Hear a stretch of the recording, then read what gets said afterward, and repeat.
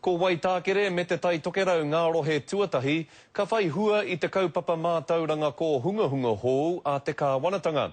E iwa te kau miliona tāra te uara o te kaupapa, I whakarewa hia ai e te minita I ngā take mātauranga e Anne Tolley I te ahiahi nei. Hei tāna, ko tahi o roto I ngā tamariki tokorima o Waitākere, kāre I te whai I tēnei momo mātauranga. He kino ke atu I tērā ngā te tauranga mo te raki, ara tokorua o roto I ngā tamariki tokowhā, kei te pare tuara ki te mātauranga ko hunga hunga. It's just a matter of working with the different communities, and that's why there's no one-size-fits-all. We can't dictate it from Wellington.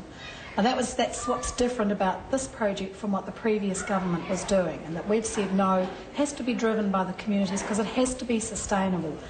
Ko te whāinga matua, hei tā Tolley, mā te kaupapa nei e tino whai wāhia I te Māori ki tēnei momo mātauranga.